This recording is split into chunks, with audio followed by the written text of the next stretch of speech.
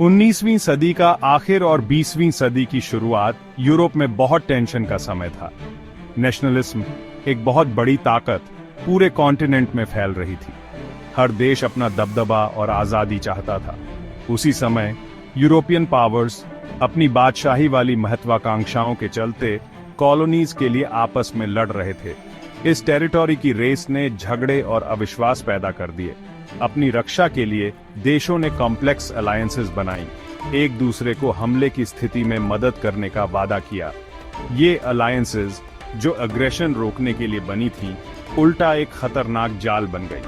1914 तक यूरोप एक बारूद के ढेर जैसा था। बस एक चिंगारी की देर थी एक ग्लोबल कॉन्फ्लिक्ट शुरू करने के लिए। यूरोप की बड़ी ताकतें दो मुख्य गुटों में बंट गईं। एक तरफ थी ट्रिपल अलायंस, जिसमें जर्मनी, ऑस्ट्रिया हंगरी और इटली थे। दूसरी तरफ थी ट्रिपल एंटेंट, जिसमें फ्रांस, रशिया और ग्रेट ब्रिटेन थे। ये अलायंसेस जो देखने में प्रोटेक्शन देती थीं, इसका मतलब ये भी था कि किन्हीं दो देशों के बीच कॉन्फ्लिक्ट बाकी देशों को भी जल्दी ही युद्ध में घसीट सकता था। एक महाविनाश होने वाला था। जून 1914 की एक धूप वाली सुबह ऑस्ट्रिया हंगरी के गद्दी के वारिस आर्कड्यूक फ्रांज फर्डिनेंड और उनकी पत्नी सोफी साराजेवो पहुंचे। उनका दौरा त्रासदी में बदल गया। गैवरिलो प्रिंसिप ने उनकी हत्या कर दी। इस घटना ने पूरे यूरोप को हिला दिया। ऑस्ट्रिया हंगरी ने सर्बिया को दोषी ठहराया। रूस के समर्थन से सर्बिया ने शर्तें नहीं मानी। अलायंसेस का सिस्टम यूरोप को युद्ध की ओर धकेल रहा था। 28 जुलाई 1914 को युद्ध की घोषणा हुई। जर्मनी ने रूस और फ्रांस पर हमला किया। जर्मनी ने बेल्जियम पर हमला किया तो ग्रेट ब्रिटेन ने युद्ध की घोषणा की। पहला विश्व युद्ध शुरू हो गया था।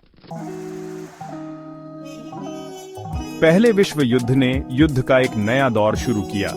बड़े बड़े कैवलरी चार्जेस और खुले मैदानों में लड़ाई के दिन गए।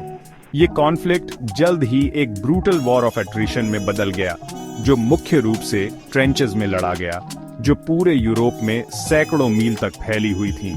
मशीन गनों से लेकर जहरीली गैस तक नई टेक्नोलॉजीज ने लड़ाई को पहले से कहीं ज्यादा खतरनाक बना दिया। दोनों तरफ के सैनिकों ने ट्रेंचेस में अकल्पनीय भयावहता का सामना किया।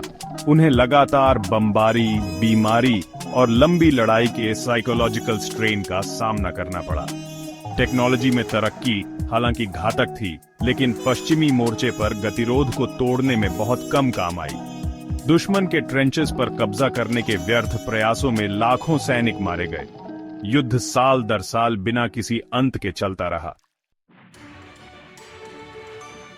सेक्शन 4, एक बदला हुआ संसर, अमेरिका का प्रवेश और युद्ध का एंड।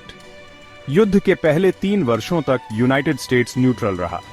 हालांकि जर्मन पनडुब्बियों द्वारा अमेरिकी व्यापारी जहाजों के डूबने और जिमरमैन टेलीग्राम, जो मेक्सिको को यूनाइटेड स्टेट्स के खिलाफ गठबंधन करने का एक गुप्त जर्मन प्रस्ताव था, ने अमेरिकी जनता की राय बदल दी। अप्रैल 1917 में यूनाइटेड स्टेट्स ने जर्मनी पर युद्ध की घोषणा की, जिससे एलाइज के पक्ष में पावर बैलेंस बदल गया। पश्चिमी मोर्चे पर नए अमेरिकी सैनिकों और संसाधनों के आने से एलाइज का मनोबल बढ़ा और उनकी घटती संख्या में इजाफा हुआ। 1918 के पतझड़ तक जर्मनी थकावट और घटते संसाधनों का सामना करते हुए हार को इनेविटेबल मानने लगा था। 11 नवंबर 1918 को जर्मनी ने आर्मिस्टिस ऑफ कॉम्पिएन पर हस्ताक्षर किए, जिससे लड़ाई समाप्त हो गई। सेक्शन 5, महायुद्ध की विरासत। हमेशा के लिए बदला हुआ संसार। पहला विश्व युद्ध पहले हुए किसी भी युद्ध से अलग था। इसने लाखों लोगों की जान ले ली, अर्थव्यवस्थाओं को तबाह कर दिया और यूरोप के नक्शे को बदल दिया।